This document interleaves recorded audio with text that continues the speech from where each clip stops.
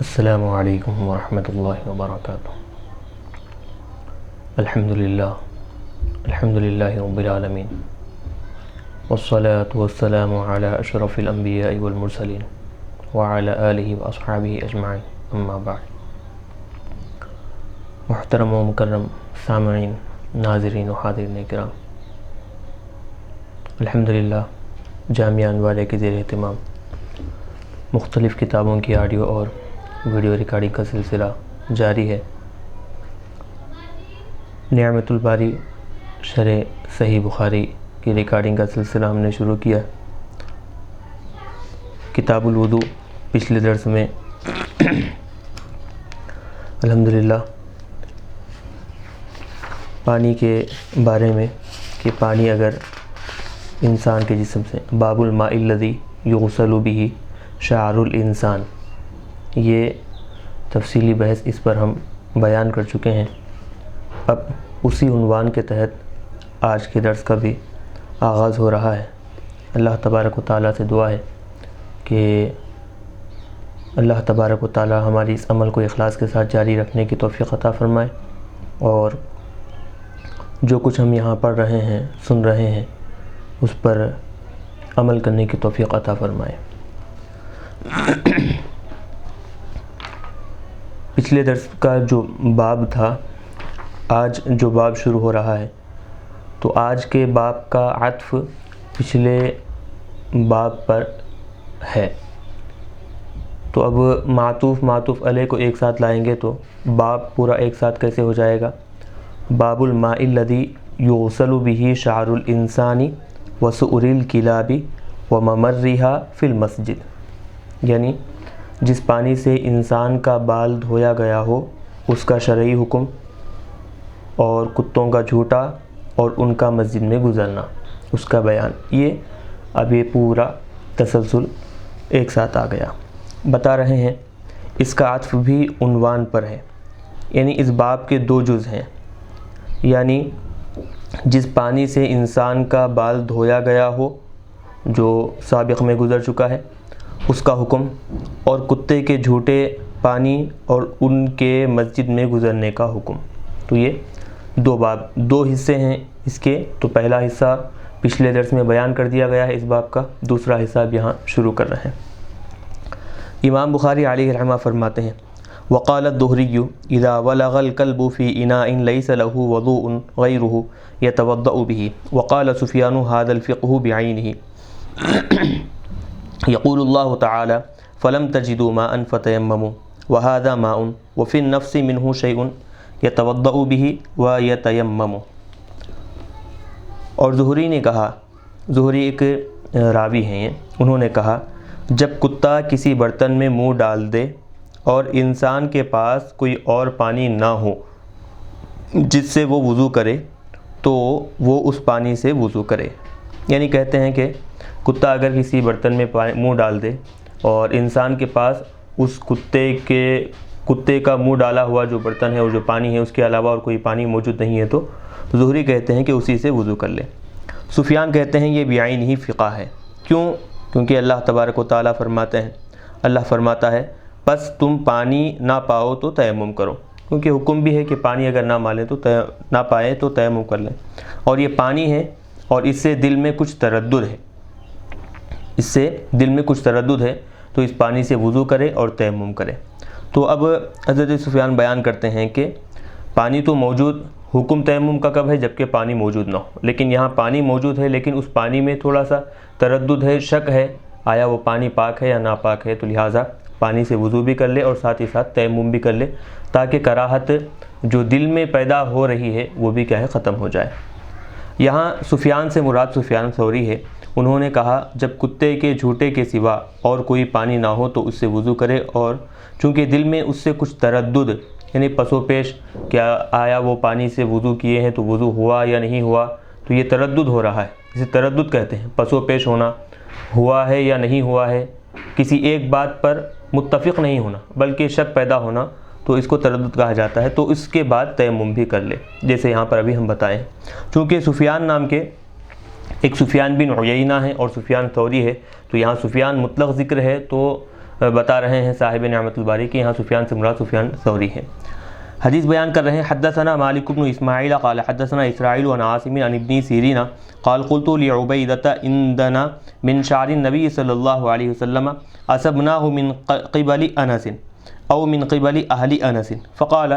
لأن تكون عندي شعرة منه احب الی من الدنیا وما فيها۔ امام بخاری علیہ رحمہ روایت کرتے ہیں ہمیں مالک بن اسماعیل نے حدیث بیان کی، انہوں نے کہا ہمیں اسرائیل نے حدیث بیان کی از عاصم از ابن سیرین، انہوں نے کہا میں نے عبیدہ سے کہا ہمارے پاس نبی صلی اللہ علیہ وسلم کا ایک بال ہے جو ہمیں حضرت انس سے یا حضرت انس کے گھر والوں کی طرف سے ملا تھا، تو انہوں نے کہا میرے پاس آپ کا ایک بال ہو، یعنی میرے پاس آپ صلی اللہ علیہ وسلم کا ایک بال ہو، یہ مجھے دنیا و ما فیہا سے زیادہ محبوب ہے۔ تو اس میں جو ہے حضور پاک علیہ الصلاۃ والسلام کا جو منہ مبارک ہے، جو بال مبارک ہے، بزرگان دین کے پاس اس کا کیا احترام تھا، اس کی کیا عظمت تھی، بتا رہے ہیں کہ حضور کا ایک بال مبارک اگر کسی کے پاس ہوتا تو وہ ایک بال مبارک دنیا اور دنیا میں جتنی ساری نعمتیں ہیں، جتنی ساری انعامات ہیں، اس سب سے زیادہ محبوب وہ منہ مبارک، وہ بال مبارک ان لوگوں کے پاس ہوا کرتا تھا۔ اس حدیث کو صرف امام بخاری علیہ رحمہ نے روایت کیا ہے۔ اب حدیث بیان کر دی، حدیث بیان کرنے کے بعد چونکہ اب حدیث کے رجال ہیں تو بتا رہے ہیں حدیث مذکور کے رجال کا تعارف۔ مالک بن اسماعیل ابو حسان النہدی یہ حجت اور عابد تھے، ان سے امام مسلم اور سنن اربعہ کے مصنفین نے روایت کی ہے، سن 219 ہجری میں وفات ہو گئے تھے۔ دوسرے راوی اسرائیل بن یونس، ان کا تعارف ہو چکا ہے۔ تیسرے راوی ہے عاصم بن سلیمان البصری، یہ ثقہ اور حافظ ہیں، 142 ہجری میں فوت ہو گئے ہیں۔ چوتھے راوی ہیں محمد بن سیرین، ان کا تعارف ہو چکا ہے۔ پانچویں راوی ہیں عبیدہ بن عمرو السلمانی، یہ نبی صلی اللہ علیہ وسلم کی زندگی میں ایمان لے آئے تھے اور آپ سے ان کی ملاقات نہیں ہوئی۔ ان سے بہت سے محدثین نے روایت کی ہے، یہ 72 ہجری میں وہ فوت ہو گئے تھے۔ امام بخاری نے، چلیے رجال کی بحث ہونے کے بعد آگے بتا رہے ہیں، امام بخاری نے اس باب کے 2 عنوان قائم کیے تھے، ایک اس پانی کا حکم بیان کرنا جس سے انسان کے بال کو دھویا گیا ہو، یہ ایک عنوان ہے۔ دوسرا کتے کے جھوٹے کا حکم بیان کرنا، زہری کے قول سے انہوں نے کتے کے جھوٹے کا حکم بیان کیا، اور حدیث نمبر 170 جو ابھی بیان کی گئی ہے اس حدیث سے انسان کے بال کا حکم بیان کیا ہے۔ چلیے انسان کے سر سے بال الگ ہونے کے بعد ان کے طاہر ہونے پر دلائل۔ علامہ ابو الحسن علی بن خلف بن عبد الملک ابن بطال البکری القرطبی المالک لکھتے ہیں المحلب نے کہا ہے کہ امام بخاری نے اس عنوان سے امام شافعی علیہ رحمہ کے اس قول کو رد کرنے کا اشارہ کیا ہے، یعنی امام شافعی علیہ رحمہ کے اس قول کا جواب دینے کی طرف اشارہ کیا ہے کہ انسان کا بال جب انسان کے جسم سے الگ ہو جائے تو وہ نجس ہوتا ہے، جیسے کہ پچھلے بیان میں بیان کیا گیا ہے، پچھلے باب میں، پچھلے درس میں، اور اگر وہ پانی میں گر جائے تو وہ پانی بھی نجس ہو جاتا ہے، یعنی ایک تو انسان کے سر سے بال نکلتے ہی وہ بال نجس ہو جاتا ہے، اور اگر وہ نجس بال پانی میں گر جائے تو وہ پانی بھی کیا ہے، ناپاک ہو جاتا ہے، نجس ہو جاتا ہے۔ پھر عطا کے قول اور حدیث 170 سے حدیث نمبر 170 سے استدلال کیا کہ انسان کا بال طاہر ہے، جیسے کہ اس سے پہلے جو حضرت عطا بن ابی رباح کا قول تھا اس سے استدلال کیا، اور پھر یہ حدیث نمبر 170 جو ابھی بیان کیے ہیں اس سے استدلال کرتے ہوئے بتا رہے ہیں کہ انسان کا بال بالکل طاہر ہے، پاک ہے، کیونکہ نبی صلی اللہ علیہ وسلم نے اپنے بالوں کو بطور تبرک صحابہ میں تقسیم کیا، اور اس حدیث میں یہ دلیل ہے کہ جب انسان کے بال اور اس کے ناخن اس کے جسم سے الگ ہو جائیں تو وہ طاہر ہیں، کیونکہ حضرت خالد بن ولید رضی اللہ تعالیٰ عنہ نے اپنی ٹوپی میں نبی صلی اللہ علیہ وسلم کا بال سی کر رکھا ہوا تھا۔ جنگ یمامہ میں ان کے سر سے ٹوپی گر گئی تو ان کو بہت صدمہ ہوا، اور انہوں نے عین حالت جنگ میں، یعنی جنگ کے دوران بالکل وہ ٹوپی اٹھائی۔ ان کے اصحاب کو یہ بہت ناگوار ہوا، کیونکہ اس وقفے میں کئی مسلمان شہید ہو گئے۔ حضرت خالد نے کہا، میں نے اس ٹوپی کی قیمت کی وجہ سے اس کو نہیں اٹھایا، بلکہ میں نے اس وجہ سے اس ٹوپی کو اٹھایا ہے کہ مبادا کہ یہ ٹوپی مشرکین کے ہاتھوں میں آ جائے اور اس میں رسول پاک صلی اللہ علیہ وسلم کا بال مبارک ہو۔ تو اس میں بال مبارک، منہ مبارک حضور پاک علیہ الصلوۃ والسلام کا صحابہ کے پاس کتنا عظیم تر تھا۔ سروں پر اپنے ٹوپیوں میں صحابہ اس کو سی کر رکھا کرتے تھے اس کی برکت کی خاطر۔ آگے بتا رہے ہیں، حدیث ہے حدثنا محمد بن عبد الرحیم قال اخبرنا سعید بن سلیمان قال حدثنا عباد عن ابن عون عن ابن سیرین عن انس رضی اللہ عنہم ان رسول اللہ صلی اللہ علیہ وسلم لما حلق رأسه كان ابو طلحة اول من اخذ من شعره۔ امام بخاری روایت کرتے ہیں ہمیں محمد بن عبد الرحیم نے حدیث بیان کی، انہوں نے کہا ہمیں سعید بن سلیمان نے خبر دی، انہوں نے کہا ہمیں عباد نے حدیث بیان کی، از ابن عون از ابن سیرین از حضرت انس رضی اللہ عنہ، کہ جب رسول اللہ صلی اللہ علیہ وسلم نے اپنا سر منڈوایا تو حضرت ابو طلحہ رضی اللہ عنہ پہلے وہ شخص تھے جنہوں نے آپ کے بال لیے۔ تو اس حدیث میں انسان کے بال کے طاہر ہونے پر دوسری دلیل ہے۔ تو چونکہ بات چل رہی تھی انسان کا بال، انسان کے جسم سے نکلا ہوا جو بال ہے وہ جسم سے جدا ہونے کے بعد بھی پاک ہوا کرتا ہے، دونوں حدیثوں میں اس بات کی طرف اشارہ دلیل ہے۔ اب اس حدیث میں جو رجال آئے ہیں تو ان کے بارے میں بتا رہے ہیں۔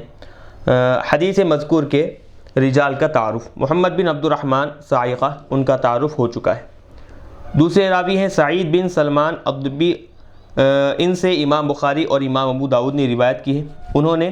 60 حج کیے تھے۔ یہ 100 سال کی عمر گزار کر 225 ہجری سن میں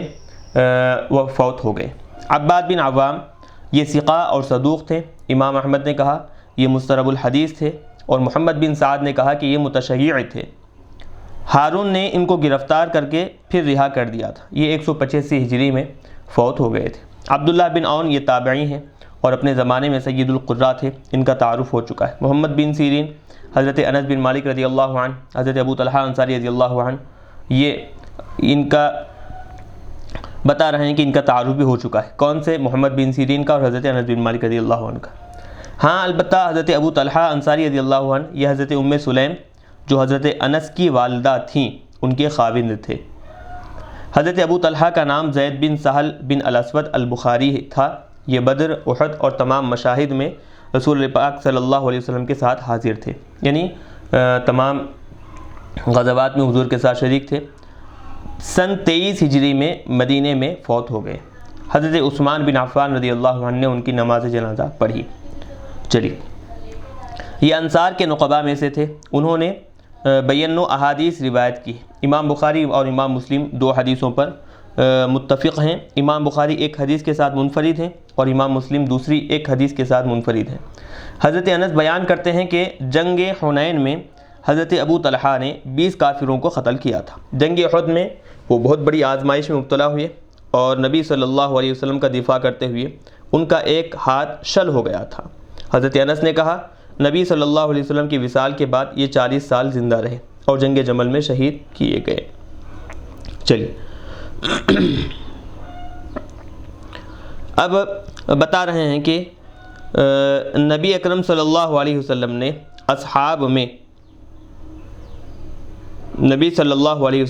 اپنے اصحاب میں اپنے سر کے بال تقسیم کیے۔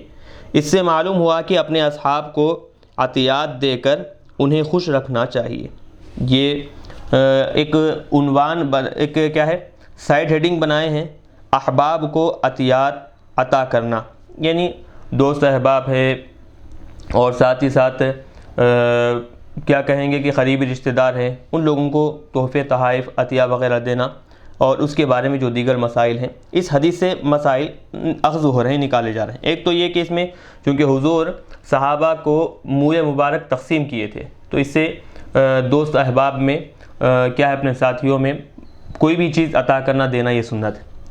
دوسری بات اس سے یہ سمجھ میں آ رہی ہے کہ جب اپنے اصحاب کو خوش کرنے کے لیے عطیات دیے جائیں تو ان میں مساوات لازم نہیں ہے،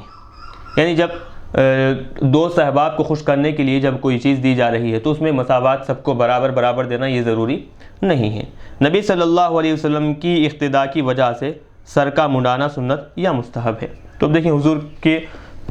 سنت پر عمل کرتے ہوئے سر منڈانا سنت ہے یا پھر مستحب درجے میں. حدیبیہ میں آپ کا سر خراج سے منڈا تھا اور اس موقع پر معمر بن عبداللہ نے آپ کا سر منڈا تھا. یعنی کچھ سر مبارک پر جو ہے کچھ خراش سی آ گئی تھی, کھجلی کی طرح محسوس ہو رہا تھا, تو آپ کیا ہے پورا سر منڈوا دیے تھے. اس حدیث میں نبی کریم صلی اللہ علیہ وسلم کے مبارک بالوں کی تعظیم ہے اور تبرک عطا کرنے کا جواز ہے. تو اس میں دو چیزیں نکلتی ہیں, ایک تو حضور کے منہ مبارک کی تعظیم بھی نکلتی ہے, اور دوسری چیز یہ کہ بطور تبرک منہ مبارک کو لوگوں میں عطا کرنا دینا, یہ بھی یہاں پر بات سمجھ میں آتی ہے. حافظ ابن حجر اسقلانی نے لکھا ہے کہ اس حدیث میں نبی صلی اللہ علیہ وسلم کے بال سے تبرک حاصل کرنے اور اس کو حفاظت سے رکھنے کا ثبوت ہے. تو اس میں دو چیزیں, ایک تو یہ کہ چونکہ حضرت خالد بن ولید رضی اللہ عنہ بال کی حفاظت کیا کرتے تھے, تو ایک تو بال سے برکت حاصل کرنا اس حدیث سے یہ بھی معلوم ہوا, اور ساتھ ہی ساتھ اس منہ مبارک کی حفاظت کرنا, یہ بات بھی اس میں سمجھ میں آئی, یہ بھی معلوم ہوا. چلیے اب یہ بات جو ہے مسلم شریف میں جو صاحب مصنف جو ہے مصنف نعمت الباری ان کی ہی لکھی ہوئی شرح صحیح مسلم ہے, تو اس میں یہ باب ذکر کیے ہیں. تو اس میں کیسے عنوان بنائے ہیں بتا رہے ہیں کہ باب مذکور کی حدیث شرح صحیح مسلم میں, باب مذکور کی یہ حدیث شرح صحیح مسلم میں جلد 3 صفحہ 544 پر مذکور ہے, اور اس کی شرح کے حسب ذیل عنوانات ہیں. یعنی شرح صحیح مسلم میں عنوانات تھوڑے الگ انداز میں باندھے ہیں, وہ کیا ہے یہاں بیان کر رہے ہیں. یوم نحر کو افعال حج کی ترتیب, یہ پہلا عنوان ہے. دوسرا عنوان ہے علماء احناف کی موافقت حدیث, 2 ہو گئے. تیسرا عنوان رسول اللہ صلی اللہ علیہ وسلم کے منہ مبارک کی تعظیم اور تکریم, 3. چوتھا عنوان بنائے ہیں رسول اللہ صلی اللہ علیہ وسلم کے منہ مبارک سے تبرک کے ثبوت میں فقہائے اسلام کی عبارات. 5واں عنوان منہ مبارک اور فضلات شریفہ کی طہارت اور بعض علماء کے تسامح اور علمی غلطیوں کا بیان. 6واں فضلات شریفہ کی طہارت پر دلائل. تو بہرحال شرح صحیح مسلم میں علامہ غلام رسول سعیدی صاحب علیہ الرحمن انہوں نے کیا کیا ہے, یہ عناوین, یہ عنوان کیا ہے اس میں بیان کیے ہیں. چلیے آگے بیان شروع کر رہے ہیں. باب اذا شرب الکلب فی اناء احدکم فلیغسلہ 7. اب یہاں سے نیا باب شروع ہو رہا ہے. جب تم میں سے کسی ایک کے برتن سے کتا پی لے تو وہ اس کو 7 مرتبہ دھوئے. یعنی برتن میں پانی رکھا ہوا ہے, کتا اگر وہ پانی منہ لگا کر پیتا ہے تو اس کو اس برتن کو 7 مرتبہ دھونا چاہیے. حدیث دیکھیں پہلے. حدثنا عبداللہ بن یوسف عن مالک عن ابی الزناد عن الاعرج عن ابی ہریرہ رضی اللہ عنہ قال ان رسول اللہ صلی اللہ علیہ وسلم قال اذا شرب الکلب فی اناء احدکم فلیغسلہ 7. امام بخاری روایت کرتے ہیں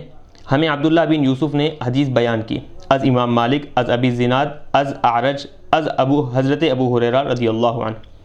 انہوں نے بیان کیا کہ رسول اللہ صلی اللہ علیہ وسلم نے فرمایا جب کتا تم میں سے کسی ایک کے برتن سے پانی پی لے تو وہ اس کو 7 مرتبہ دھوئے. چلیے یہ حدیث اور اس کا ترجمہ ہوا. باب کے عنوان سے مطابقت اس طرح ہے کہ اس حدیث میں مذکور ہے جس برتن میں کتا منہ ڈالے اس کو 7 مرتبہ دھوئے. تو اب دیکھیں, اب چونکہ پہلے حدیث پاک میں چونکہ یہ جو باب ذکر کیا گیا ہے, اس باب سے حدیث کی مناسبت کیا ہے, مطابقت کیا ہے, تو بتا رہے ہیں کہ کتا اگر برتن میں منہ ڈالے تو اس برتن کو کتنے مرتبہ دھونا ہے. تو یہ حدیث ہے, تو اس حدیث ان الفاظ کے ذریعے سے کیا ہے باب بنایا گیا ہے. مذکورہ حدیث کے جو رجال ہیں, حدیث مذکور کے رجال کا تعارف, اس میں جتنے روات آئے ہیں, راوی حضرات آئے ہیں, ان کا تعارف. اس حدیث کے 5 رجال ہیں اور ان سب کا تعارف کیا جا چکا ہے. یعنی سابق میں پہلے ہی ان سارے کے سارے اصحاب کا تعارف ہو چکا ہے. آگے بتا رہے ہیں کتے کے جھوٹے کے متعلق مذاہب فقہا, یعنی کتے کا جو جھوٹا ہے تو اس کے بارے میں فقہاء کرام کے کیا کیا مذاہب ہیں, کیا کیا اقوال ہیں, بتا رہے ہیں. علامہ ابو الحسن علی بن خلف ابن بطال المالکی لکھتے ہیں جس پانی کے برتن میں کتا منہ ڈال دے اس کے حکم میں علماء کا اختلاف ہے. یعنی پانی کے برتن میں پانی موجود ہے اور کتا اگر اس میں منہ ڈالتا ہے تو اب اس پانی کے بارے میں علماء کرام کا اختلاف ہے۔ زہری، امام مالک اور امام اوزاعی کا یہ قول ہے کہ یہ پانی طاہر ہے، اس سے وضو اور غسل کرنا جائز ہے جب اس کے سوا کوئی اور پانی نہ ملے۔ یہ ہوگی بات، یعنی امام مالک اور امام اوزاعی اور زہری وغیرہ یہ جو حضرات ہیں وہ بیان کرتے ہیں کہ یہ پانی جو برتن میں ہے کتا اس سے پیا ہے تو وہ بالکل پاک ہے، اگر پانی اس کے سوا موجود نہیں ہے تو اس سے وضو بھی کر سکتے ہیں، غسل بھی کرنا جائز ہے۔ اور سفیان ثوری، ابن الماجشون اور امام مالک کے اصحاب میں سے ابن مسلمہ نے یہ کہا ہے کہ اس پانی سے وضو بھی کرے اور تیمم بھی کرے، انہوں نے اس پانی کو مشکوک قرار دیا ہے۔ چلیے اب بتا رہے ہیں کہ پہلا قول تو تھا بعض فقہاء کرام کا کہ وہ بالکل پاک ہے، وہ پانی کے علاوہ اگر کوئی دوسرا پانی موجود نہیں ہے تو اس سے وضو بھی کر سکتے ہیں اور ساتھ ہی ساتھ وہ غسل بھی کر سکتے ہیں اس سے۔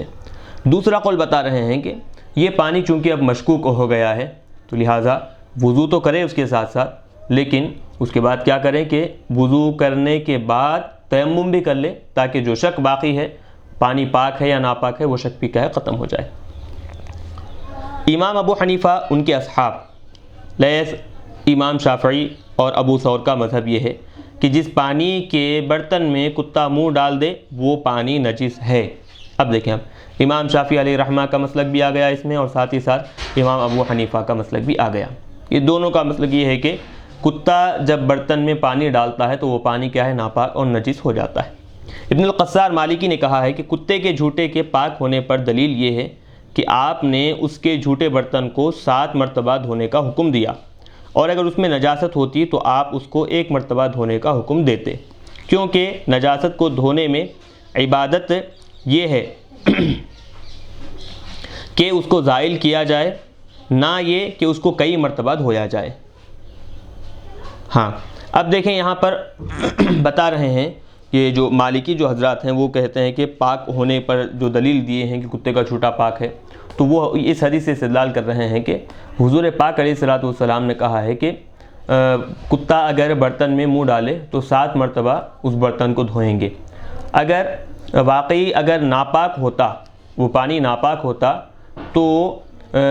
7 مرتبہ دھونے کا حضور حکم نہیں دیتے، بلکہ 1 مرتبہ یا پھر 3 مرتبہ دھونے سے پانی پاک ہو جاتا۔ تو مالکی حضرات کی طرف سے یہ دلیل دی جا رہی ہے کتے کے جھوٹے کے پاک ہونے پر۔ چلیے، اور اگر اس میں نجاست ہوتی تو آپ اس کو 1 مرتبہ دھونے کا حکم دیتے، کیونکہ نجاست کو دھونے میں ہاں اس کو زائل کیا جائے، نہ یہ کہ اس کو کئی مرتبہ دھویا جائے، اور یہ جائز ہے کہ کسی پاک چیز کو کسی وجہ سے کئی مرتبہ دھویا جائے،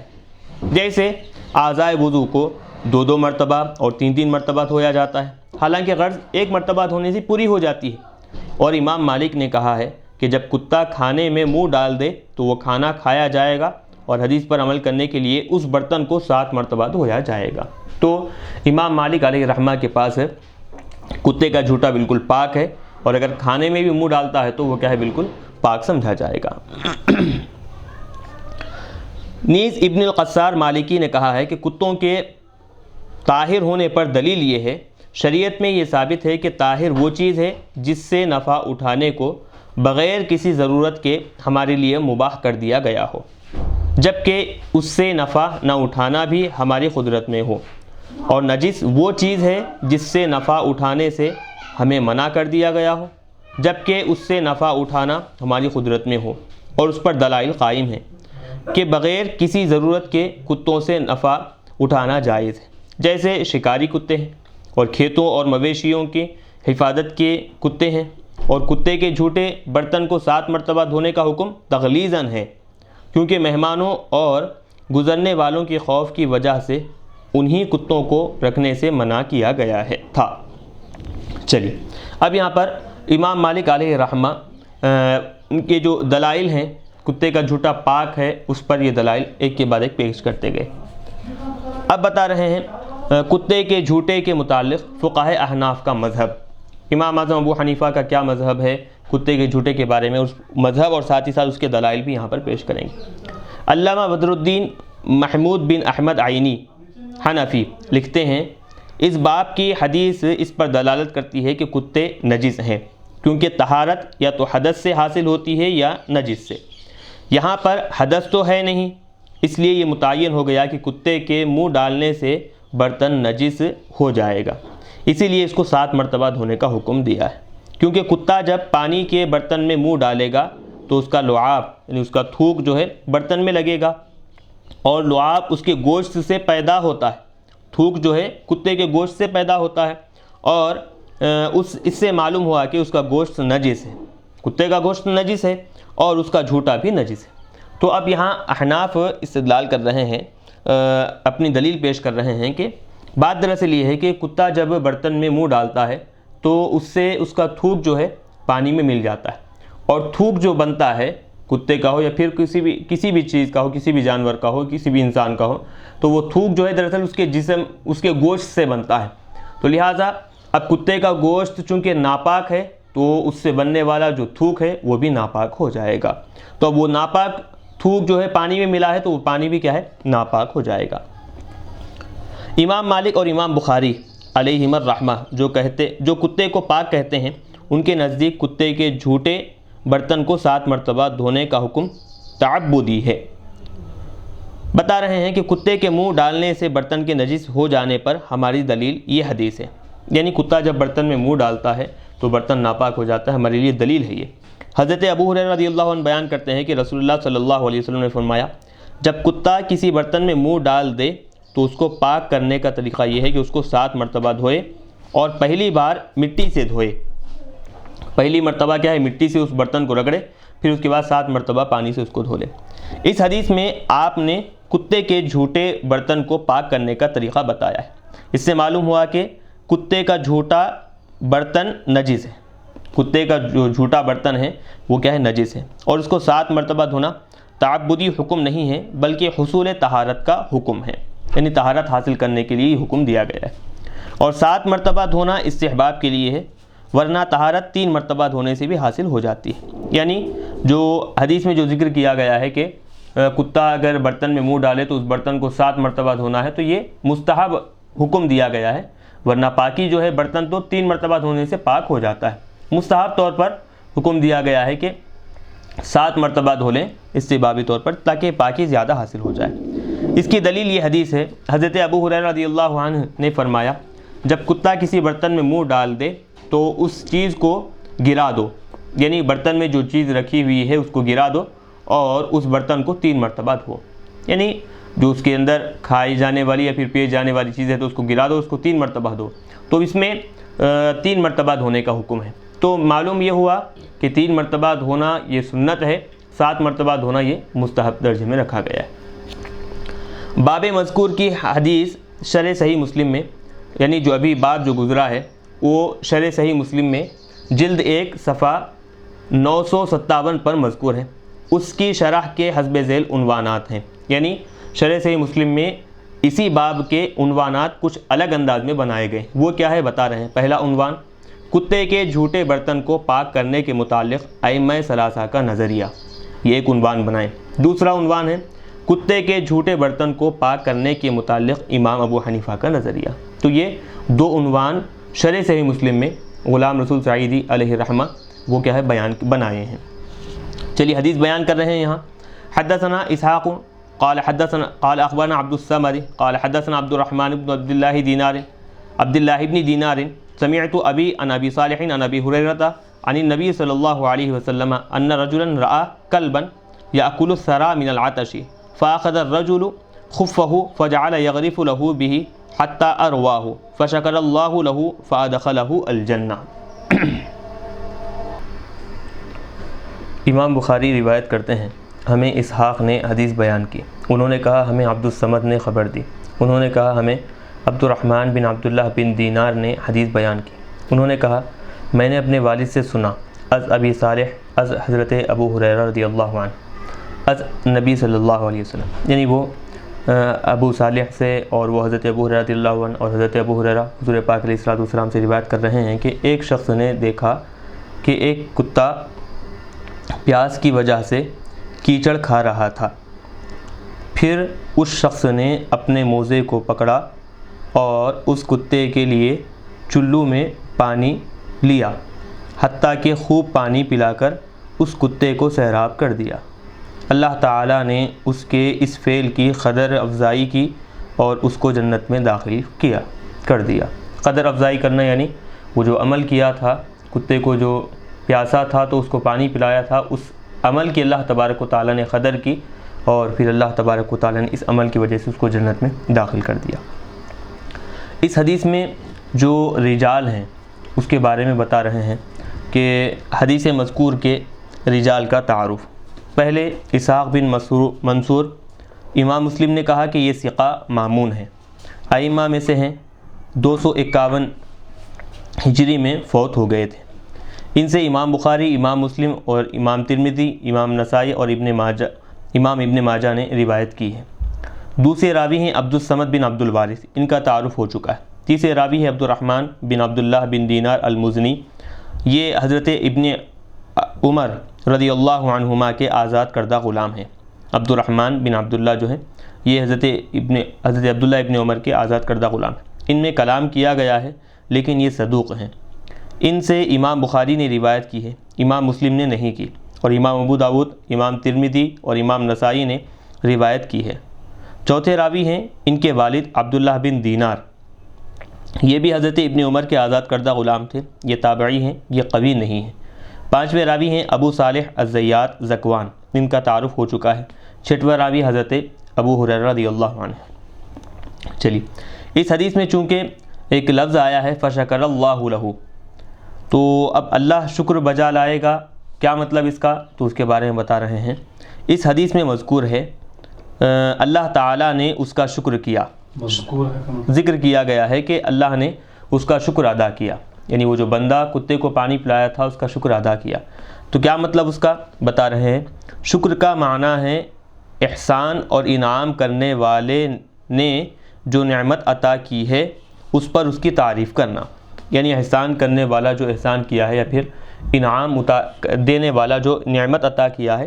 اس نعمت کے بدلے میں اس کی تعریف کرنا۔ اور یہاں اس سے مراد صرف تعریف اور تحسین ہے،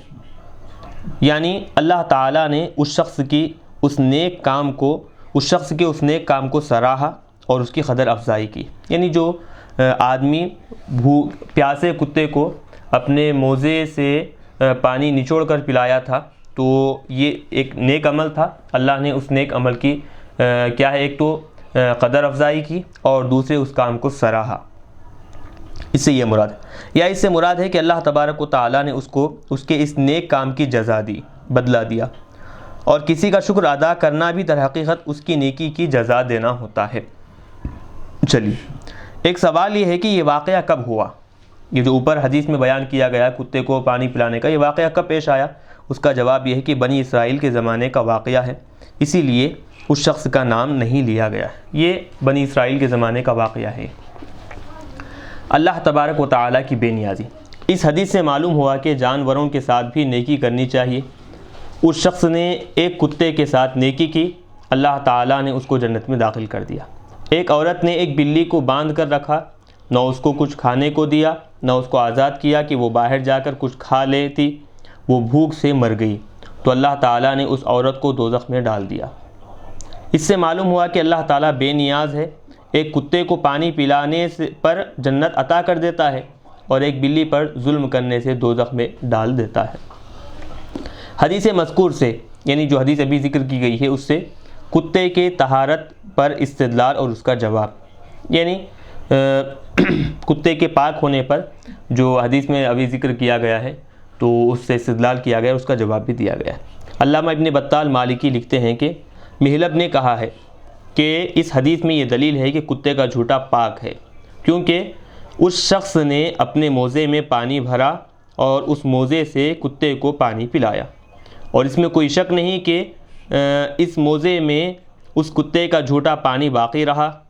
اور چونکہ اس حدیث میں اس موزے کو دھونے کا ذکر نہیں ہے، اس سے معلوم ہوا کہ اس سے اس موزے کو پہننا اور اسے نماز، یعنی اس نے اس موزے کو پہنا، وہ آدمی جو پانی پلایا تھا وہ موزہ پھر دوبارہ پہن لیا اور اس سے نماز پڑھی، بس معلوم ہوا کہ کتے کا جھوٹا پاک ہے۔ تو جو امام مالک علیہ رحمہ کتے کے جھوٹے کے پاک ہونے کے قائل ہیں وہ کیا ہے اس میں اس حدیث سے استدلال کر رہے ہیں. تو بہرحال اس کا جواب دیا جا رہا ہے. اس کا جواب یہ ہے کہ اس حدیث میں یہ مذکور نہیں کہ اس آدمی نے اپنے موزے سے کتے کو پانی پلایا، حتیٰ کہ کتے کا منہ موزے سے مس ہوا ہو. یہ بھی ہو سکتا ہے کہ اس نے چلو میں موزے سے پانی لے کر اس چلو سے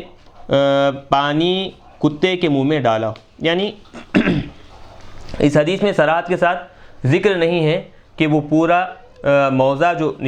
اتارا تھا تو پورا موزہ کتے کے منہ سے لگا کر پانی پلایا ہو، یہ تو ذکر نہیں ہے. یہ بھی تو ہو سکتا ہے کہ ایک پانی موزے سے لینے کے بعد دوسرے ہاتھ میں نچڑ کر ہاتھ سے پانی پلائے ہوں، یہ بھی تو ہو سکتا ہے. تو صراحت کے ساتھ اس میں ذکر نہیں ہے کہ وہ موزہ اور اس کا پانی کتے کے ایک ساتھ، موزہ اور اس کا پانی ایک ساتھ کتے کے منہ سے مس ہوا ہے، لگ گیا ہے. صراحت کے ساتھ اس میں ذکر نہیں ہے. اور اگر موزے سے اس کا منہ لگا کر ہی پانی پلایا ہو تو بعد میں اس موزے کو دھو لیا ہو، یہ بھی اس میں صراحت نہیں ہے کہ واقعی اگر موزے سے ہی پانی پلایا ہے، کتے کا منہ اس موزے کو لگ گیا ہے، تو پھر اس میں یہ بھی صراحت نہیں ہے کہ بعد میں وہ موزہ دھو لیے ہیں یا نہیں دھو لیے ہیں. اور حدیث میں دھونے کا ذکر نہ ہونے سے یہ لازم نہیں آتا کہ اس نے دھویا نہ ہو. حدیث میں چونکہ ذکر نہیں ہے کہ وہ صاحب موزہ نہیں دھوئے ہیں، تو اس سے یہ بات لازم نہیں آتی کہ موزہ نہیں دھوئے ہوں. ممکن ہے کہ موزہ دھو لیے ہوں لیکن یہ کیا ہے حدیث میں ذکر نہ کیا گیا ہو، کیونکہ کسی چیز کا ذکر نہ ہونا اس چیز کے نہ ہونے کی دلیل نہیں ہوتی. یہاں پر بتا رہے ہیں. اور اگر بالفرض نہ دھویا ہو اور کتے کا جھوٹا پاک ہو، پھر بھی یہ پچھلی شریعت کا واقعہ ہے اور ہم پر حجت نہیں ہوگی. اگر سب چیزیں مان لو کہ سب چیزیں واقع ہوئی ہیں، سب درست ہیں، پھر بھی یاد رکھیں کہ بنی اسرائیل کا چونکہ واقعہ ہے تو بنی اسرائیل حضور پاک علیہ الصلوۃ والسلام سے پہلے والی امت ہے، تو لہذا جب امت بدل گئی تو شریعت بدلی، اور شریعت بدلی تو لہذا حکم بھی کیا ہے بدل جائے گا. اس حدیث سے یہ بھی معلوم ہوا کہ لوگ جن جانوروں کے مالک ہوں ان پر ان کو کھلانا اور پلانا واجب ہے. جانور جو پال لیتے ہیں، کوئی بھی قسم کا جانور ہو، تو ان جانوروں کو کھلانا پلانا لوگوں پر واجب ہے. چلیے اب یہی حدیث شرح صحیح مسلم میں کس انداز میں بیان کر رہے ہیں. باب مذکور کی حدیث، جو حدیث باب ابھی ذکر کیا گیا اس کی حدیث شرح صحیح مسلم میں جلد 6 صفحہ 622 پر مذکور ہے. وہاں اس کی شرح میں صرف یہ لکھا ہے کہ جانوروں کے ساتھ نیکی کرنی چاہیے اور انہیں کھلانا پلانا چاہیے. صرف اس شرح صحیح مسلم میں یہ ایک عنوان بیان کیا گیا ہے. حدیث بیان کر رہے ہیں. وقال احمد بن شبیب حدثنا ابی ان یونس عن ابن شہاب قال حدثني حمزة بن عبد الله عن أبيه قال كانت الكلاب تبول وتقبل وتدبر في المسجد في زمان رسول الله صلی اللہ علیہ وسلم فلم يكونوا يرشون شيئا من ذلك. امام بخاری روایت کرتے ہیں اور احمد بن شبیب نے کہا ہمیں میرے والد نے حدیث بیان کی از یونس از ابن شہاب، انہوں نے کہا مجھے حمزہ بن عبداللہ نے حدیث بیان کی از والد خود، از والد خود یعنی ان کے والد نے روایت کی کہ رسول اللہ صلی اللہ علیہ وسلم کے زمانے میں مسجد میں کتے پیشاب کرتے تھے اور آتے جاتے رہتے تھے، بس وہ اس کی وجہ سے پانی نہیں ڈالتے تھے. تو یہ وہ حدیث ہے جس کو امام بخاری علیہ رحمہ نے پہلے تعلیقاً ذکر کیا تھا، یعنی کچھ حصے حدیث کے کچھ حصے کو ذکر کیا تھا اور اس حدیث سے اس پر استدلال کیا تھا کہ کتا پاک ہے اور اس کا جھوٹا پاک ہے اور اس کا مسجد سے گزرنا جائز ہے. اب چلیں تو اب یہاں جو رجال ہیں اس حدیث میں بیان کر رہے ہیں. اس حدیث میں دیکھیں تقریباً 6 رجال ہیں.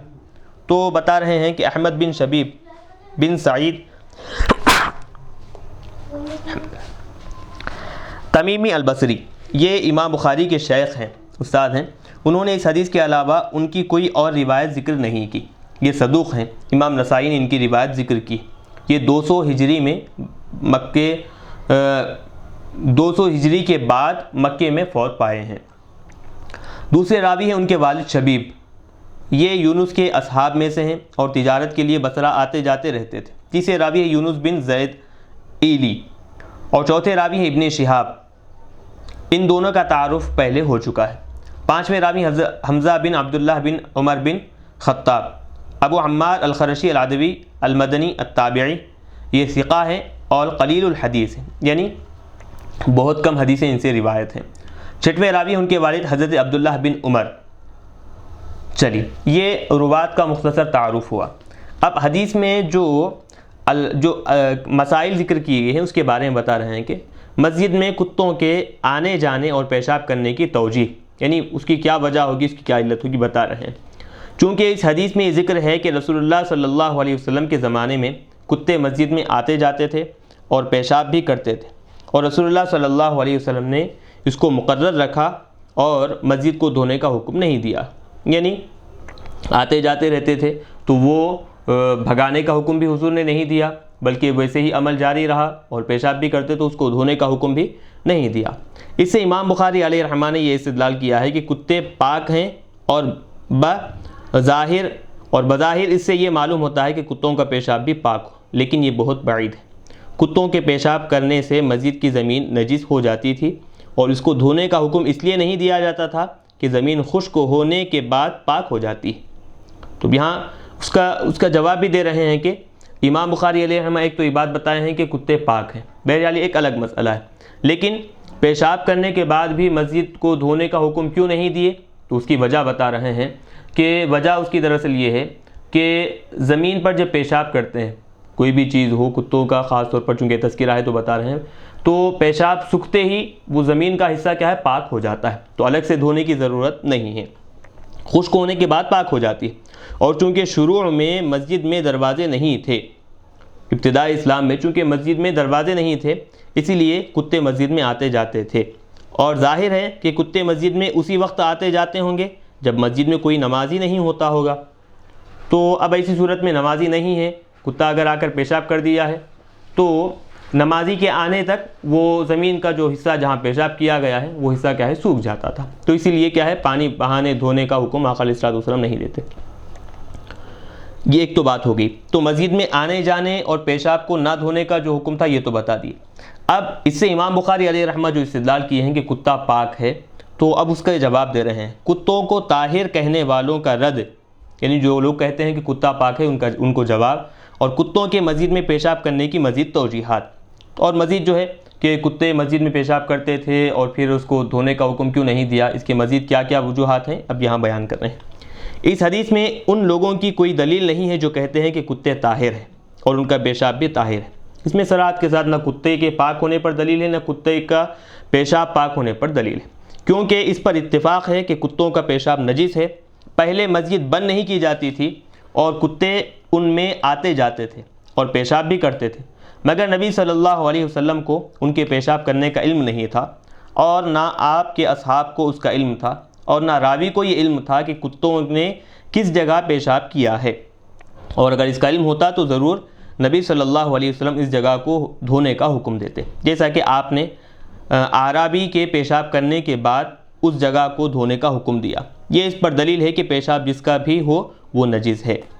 یعنی بتا رہے ہیں کہ ایک توجیہ اس میں یہ ہو سکتی ہے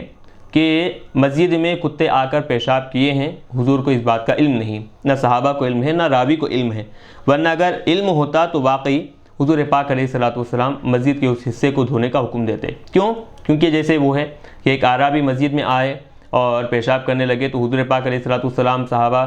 روکنے کی کوشش کی تو حضور نے منع کیا، جب وہ پیشاب کر فارغ ہوئے تو حضور نے حکم دیا کہ پانی بہا دو، اس حصے کو دھو دو۔ جب انسان کے پیشاب کرنے پر حضور پانی بہانے اور دھونے کا حکم دے رہے ہیں، تو اگر کتا پیشاب کیا ہے، علم ہوتا تو ضرور حضور پانی بہانے کا حکم دے دیتے۔ علامہ خطابی نے کہا ہے اس حدیث کی یہ تعویل ہے کہ کتے مسجد میں پیشاب نہیں کرتے تھے بلکہ مسجد کے ملحقہ جگہوں میں پیشاب کرتے تھے، یعنی عین مسجد کے اندر پیشاب نہیں کرتے بلکہ مسجد سے لگی ہوئی جو چیزیں ہیں، دیواریں ہیں یا پھر اس کا پچھلا حصہ ہے، مسجد کا بیرونی جو حصہ ہے وہاں پر پیشاب کرتے تھے، اور راستہ عبور کرنے کے لیے مسجد میں آتے جاتے تھے، یعنی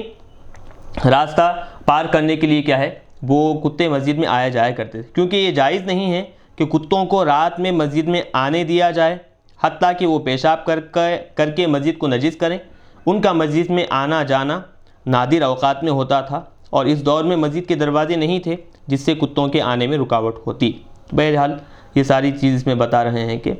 پیشاب مسجد کے اندر کیے ہوں اس سے یہ بات بھی معلوم نہیں ہوتی، بلکہ ممکن ہے کہ مسجد سے لگی ہوئی جو چیزیں ہیں، دیواریں ہیں یا پھر کچھ مسجد کا آنگن وغیرہ یا پھر مسجد سے باہر بالکل جو راستہ ہوتا ہے تو ایسے مقامات پر کیے ہوں، اور وہ وہاں تک جانے کے لیے مسجد میں آنا جانا ہوتا ہو تو ایسے مقامات پر پیشاب کیے ہوں، یہ تعویل نکال سکتے ہیں۔ علامہ عینی فرماتے ہیں میں کہتا ہوں کہ علامہ خطابی نے یہ تعویل فقہاء احناف کی مخالفت کی وجہ سے کی ہے۔ علامہ عینی جواب دے رہے ہیں کہ فقہاء احناف کے مخالفت کرنے کے لیے انہوں نے کیا ہے، علامہ خطابی نے یہ تعویل کی ہے، کیونکہ ہمارے اصحاب یہ کہتے ہیں کہ جب زمین پر کوئی نجاست لگ جائے اور وہ دھوپ سے خشک ہو جائے، سوکھ جائے اور ہوا سے اس کے اثرات نکل جائیں تو وہ زمین نماز پڑھنے کے لیے پاک ہو جاتی ہے۔ یہ امام اعظم ابو حنیفہ کا مسلک ہے۔ جیسے بھی بتائے، اگر نجاست پڑی ہوئی ہے، دھوپ سے سوکھ گئی ہے، خشک ہو گئی ہے اور ہوا کی وجہ سے اس کے اثرات ختم ہو گئے ہیں تو زمین کا وہ حصہ بالکل پاک ہے احناف کے پاس۔ اس میں امام شافعی اور امام احمد اور امام ظفر کا اختلاف ہے، اور اس کی دلیل یہ ہے کہ امام ابو داود نے اس حدیث کا یہ عنوان قائم کیا ہے، زمین کا خشک ہونے کے بعد پاک ہونا۔ یہ احناف کے پاس بھی دلیل ہے اور دیگر فقہاء کرام کا اس میں اختلاف ہے۔ نیز اس حدیث میں مذکور ہے کہ وہ اس پر پانی نہیں بہاتے تھے، یعنی جہاں پیشاب کرتے تو وہاں پانی نہیں بہاتے تھے۔ یہ بھی اس کی دلیل ہے کہ ان کے نزدیک زمین خشک ہونے کے بعد پاک ہو جاتی ہے۔ اور خطابی کی تعویل کے مردود ہونے کی دلیل یہ ہے کہ اس حدیث میں مذکور ہے کہ کتے مسجد میں پیشاب کرتے تھے، اور انہوں نے کہا تھا کتے مسجد کے ملحقہ یعنی مسجد سے لگے ہوئے جو جگہ ہے اس میں پیشاب کرتے تھے۔ اس حدیث کی سب سے عمدہ تعویل یہ ہے کہ یہ ابتداء اسلام کا واقعہ ہے، جبکہ ممانعت سے پہلے ہر چیز اصل میں مباح تھی۔ تو بہرحال سب سے آسان اور سب سے بہتر تعویل یہاں پر علامہ عینی بیان کر رہے ہیں کہ یہ جو حکم ہے کتوں کے مسجد میں آ کر پیشاب کرنے کا اور پھر کتوں کے مسجد میں آنے جانے کا، یہ حکم ہے، یہ ابتداء اسلام کا واقعہ ہے۔ اور یہ بات تو طے ہے کہ شریعت مطہرہ میں جب تک ممانعت وارد نہ ہو، وہ عمل، کسی بھی عمل کے بارے میں اگر ممانعت وارد نہ ہو، ممانعت نہیں آئی ہو، تو وہ عمل کیا ہے، مباح اور جائز ہوا کرتا ہے۔ تو یہاں پر بھی چونکہ ابھی ممانعت نہیں آئی تھی، کتوں کے مسجد میں آنے کے روکنے کے بارے میں ایسا کوئی حکم نہیں آیا تھا، تو اسی لیے ابتداء اسلام کا حکم ہے۔ بعد میں مساجد کی تکریم کا اور ان کو پاک کرنے کا اور ان میں دروازے بنانے کا حکم دیا گیا۔ بعد میں جو ہے مسجد کے اکرام میں کتوں کے آنے کو، دروازے وغیرہ بنانے کو، کتوں کے پیش آنے جانے کو کیا ہے، روک دیا گیا ہے، مساجد کا احترام اور اکرام کرتے ہوئے۔ چلیے یہ کوئی بات۔ اب بتا رہے ہیں کتوں کی طہارت پر علامہ ابن بطال مالکی کے دلائل۔ کہ علامہ ابن بطال جو مالکی ہیں وہ کتے پاک ہیں، اس کے بارے میں اب یہاں دلیل پیش کر رہے ہیں۔ اس حدیث میں ہے کہ کتے مسجد میں آتے جاتے تھے اور وہ غالباً اپنی ناک بھی رگڑتے ہوں گے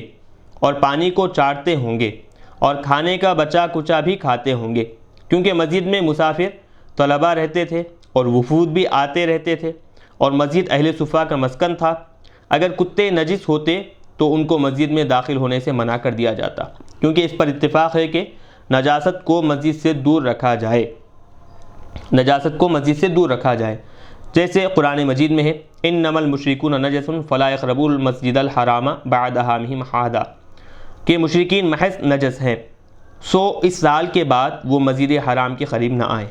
حدیث میں ہے کہ کتے مسجد میں آتے جاتے تھے، اس سے معلوم ہوتا ہے کہ کتے بار بار مسجد میں آتے جاتے تھے اور ان کو کوئی منع نہیں کرتا تھا، اس سے معلوم ہوا کہ کتے نجس نہیں ہیں۔ تو بہرحال ابن بطال مالکی وہ کیا کیے ہیں، کتے کے پاک ہونے پر اس حدیث سے استدلال کیے۔ اب علامہ ابن بطال مالکی کے دلائل کے جوابات، جو یہ استدلال کیے ہیں اس حدیث سے، تو اس کا جواب دے رہے ہیں۔ علامہ ابن بطال نے کتے کے پاک ہونے پر جو دلائل دیے ہیں وہ سب ان کے گمان اور اندازوں پر مبنی ہیں، حقیقت نہیں، بلکہ وہ اپنے گمان سے اور اپنے اندازے سے وہ بیان کیے ہیں۔ ہم پہلے بیان کر چکے ہیں کہ کتوں کا آنا اسی وقت ہو سکتا ہے جب مسجد خالی ہو، نمازیوں کے ہوتے ہوئے کتے کیسے آ سکتے تھے؟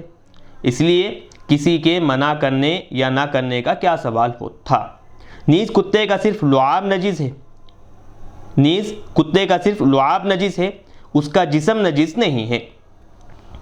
اور یہ کسی حدیث میں تصریح نہیں ہے کہ کتے کا لعاب مسجد میں لگا تھا۔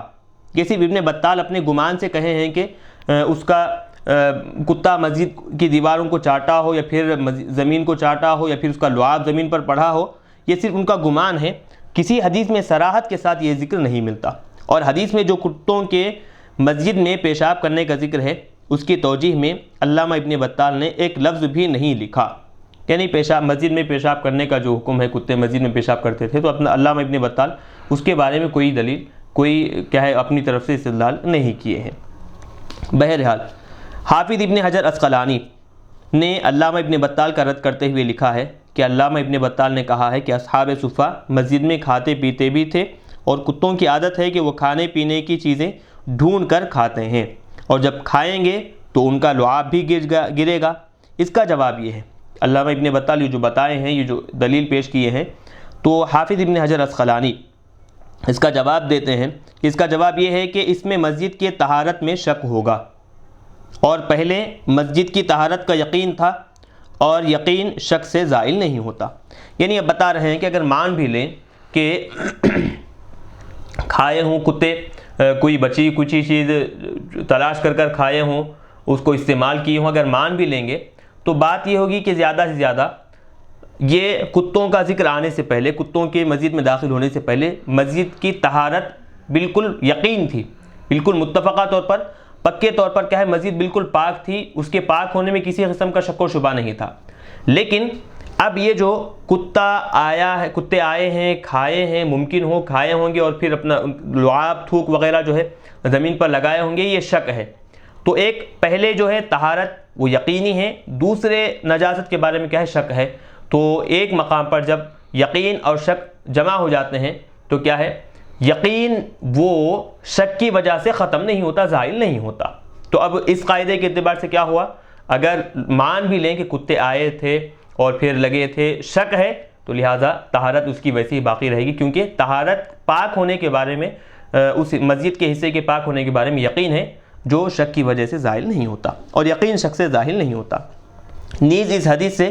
کتوں کے طاہر ہونے پر استدلال کرنا صحیح نہیں ہے، کیونکہ اس حدیث میں کتوں کے پیشاب کرنے کا بھی ذکر ہے اور کتوں کے پیشاب کی نجاست پر اتفاق ہے، لہذا اس حدیث سے کتوں کے طاہر ہونے پر استدلال کرنا درست نہیں ہے۔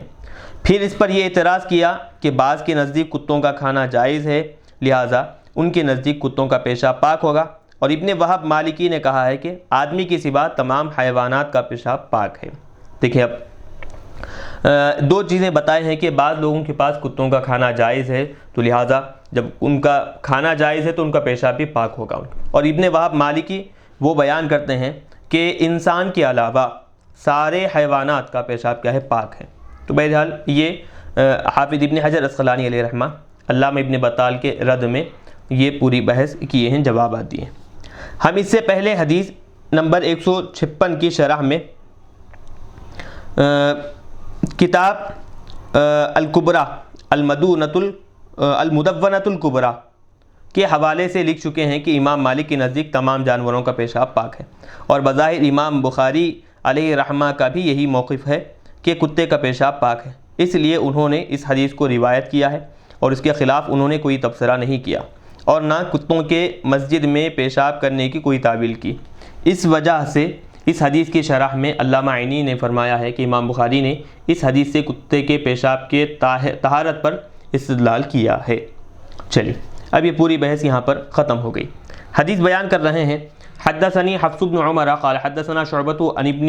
ابی الصفری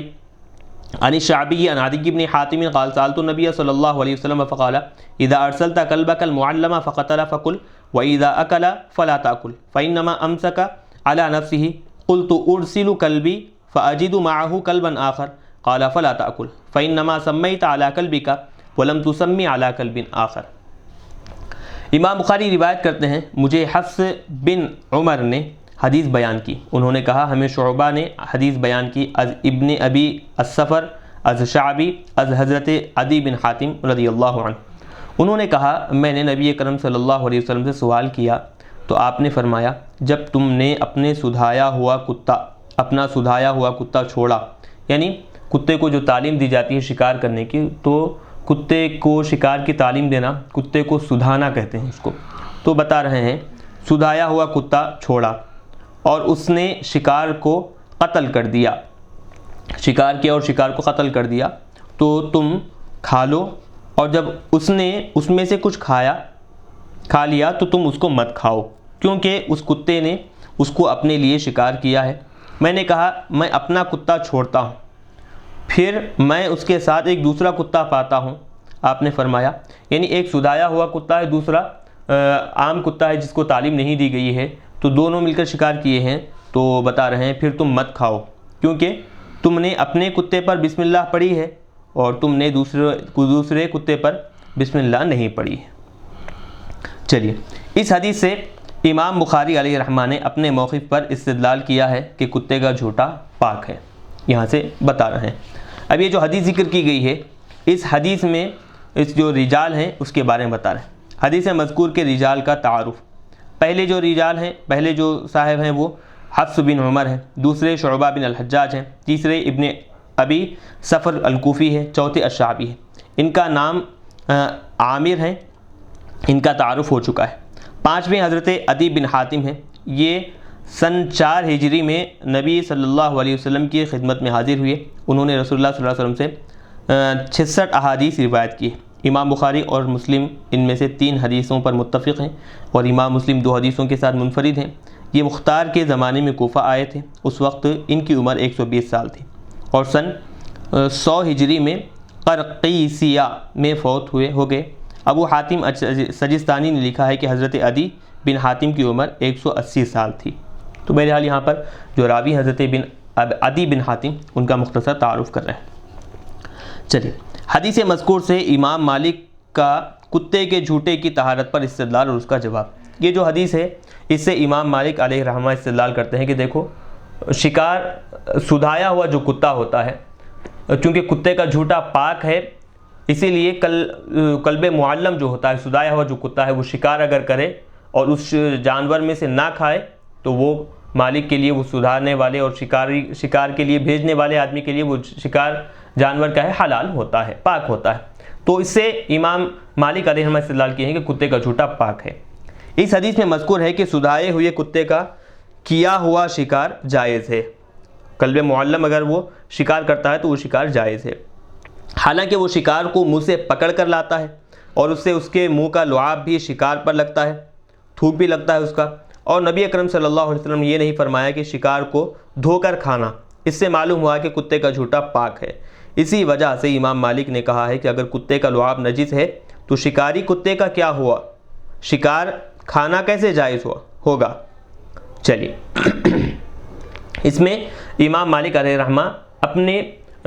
بات کی تائید میں استدلال کرتے ہیں۔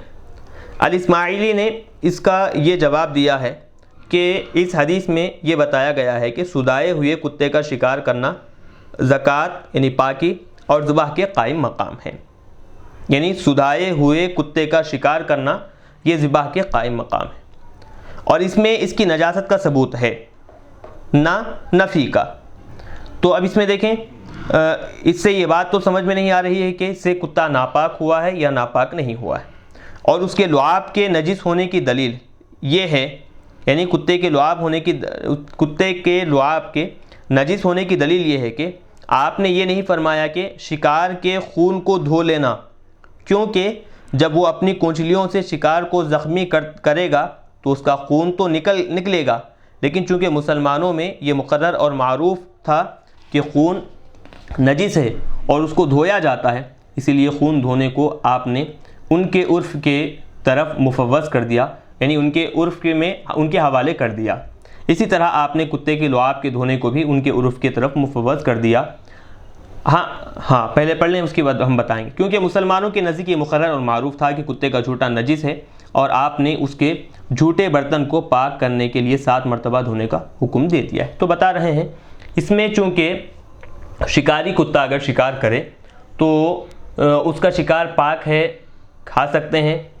دھونے کا اس میں تذکرہ نہیں ہے۔ کیوں ذکر نہیں کیے؟ شکاری کتا اگر یعنی کہ کلب معلم اگر شکار کرے تو وہ شکار کو دھونے کا حکم نہیں ہے، اور پھر ظاہر سی بات ہے خون بھی نکلے گا تو خون بہے گا، اور پھر اگر اس میں خون رہ جائے تو پھر اس کا بھی الگ حکم نکلتا ہے، تو یہ صراحت کے ساتھ ذکر نہیں کیے ہیں۔ تو بتا رہے ہیں اس کی وجہ یہ ہے کہ عرف عام میں بات مشہور تھی، صحابہ میں یہ بات مشہور تھی، اور پھر لوگ بھی جو ہے کوئی بھی چیز کو بغیر دھوئے کے استعمال نہیں کرتے تھے، اور اوپر سے کتے کا جھوٹا ہے تو لہٰذا وہ لوگ دھو کر ہی اس کو استعمال کرتے تھے، اسی لیے معروف جو چیز ہے اس کو ذکر نہیں کیے، جو مشہور جو چیز ہے اس کو آقا علیہ السلام ذکر نہیں کیے۔ چلیے، شکار کرنے کے بعض احکام، یعنی شکار کرنے کے جو احکام ہیں اس میں سے بعض یہاں ذکر کر رہے ہیں۔ اس حدیث میں یہ فرمایا ہے کہ تم نے اپنے کتے پر بسم اللہ پڑھی ہے۔ اس سے یہ معلوم ہوا کہ شکاری کتے کے شکار کے حلال ہونے کی شرط یہ ہے کہ بسم اللہ پڑھ کر شکاری کتے کو شکار پر چھوڑا جائے، یعنی کلب معلم جو شکاری جو کتا ہوتا ہے تو وہ اس کا شکار اسی وقت حلال ہوگا جبکہ شکاری کلب معلم کو چھوڑتے وقت بسم اللہ پڑھا ہو، تو وہ اس کا شکار کیا ہے، پاک ہوگا۔ ورنہ اگر بسم اللہ پڑھے بغیر اگر چھوڑا ہے اور وہ کلب معلم اس شکار کو ختم کر دیا ہے تو وہ اگر جانور ختم ہو گیا ہے، شکار ختم ہو گیا ہے تو وہ جانور اس کے لیے شکاری جو کلب معلم کو بھیجنے والا ہے اس کے لیے پاک نہیں ہوگا، جائز نہیں ہوگا۔ دوسری شرط یہ ہے کہ وہ کتا سدھایا ہوا ہو، یعنی وہ کتا جو ہے وہ معلم ہو، اس کو شکار کی تعلیم سکھائی گئی ہو، شکار کرنے کا طریقہ اس کو سکھایا گیا۔ تیسری شرط یہ ہے کہ کتا شکار کو اپنے مالک کے لیے رکھے اور خود اس میں سے نہ کھائے۔ وہ کتا جس کو شکار کی تعلیم دی گئی ہے تو وہ کتا شکار کرنے کے بعد وہ جانور جو ہے پورا مالک کے لیے رکھے، اس میں سے کچھ بھی اپنے لیے استعمال نہ کرے، کچھ بھی نہ کھائے۔ چلیے، کھانے کی ضرورت اور دیگر فوائد اور ضروریات کے لیے شکار کرنا جائز ہے، یعنی جہاں کھانے کی اشد ضرورت ہو اور بہت سارے دیگر ضروریات ہوں تو وہاں پر شکار کرنا جائز ہے۔ اور محل شغل اور کھیل کود کی وجہ سے شکار کرنا حرام ہے، یعنی کھیل کود میں مصروف ہونے کے لیے اور پھر صرف اپنے آپ کو مشغول رکھنا چاہتے ہیں تو ایسی صورت میں کیا ہے، شکار کرنا حرام ہے۔ چلیے، اب یہاں باب شروع ہو رہا ہے، باب من لم یر الوضوء الا من المخرجین القبول والدبر، یعنی جس کے نزدیک صرف پیشاب اور پاخانے کے راستے سے کسی چیز کے نکلنے سے وضو ٹوٹ جاتا ہے، اس میں ہے۔ امام بخاری علیہ رحمہ فرماتے ہیں لقولہ تعالی او جاء احد منکم من الغائط، وقال عطاء فی من یخرج من دبرہ الدود او من ذکرہ نحو القملۃ یعید الوضوء، کیونکہ اللہ تعالیٰ کا ارشاد ہے یا تم میں سے کوئی شخص بیت الخلاء سے آئے، اور عطا نے کہا، یعنی عطا بن ابی رباح نے کہا جس شخص کی سرین سے کیڑا نکل آئے یا اس کے آلے سے جوں کی مثل کوئی چیز نکل آئے وہ وضو دہرائے۔ یہ حدیث مصنف ابن ابی شیبہ جلد 1 صفحہ 43 پر مذکور ہے۔ چلیے، ہم اس کو یہاں تک رکھیں گے، انشاءاللہ اب اس میں جو احادیث ہے اس کو ہم آئندہ درس میں بیان کریں گے۔ وصلی اللہ تعالی وسلم علی خیر خلقہ محمد وآلہ واصحابہ اجمعین والحمد للہ رب العالمین۔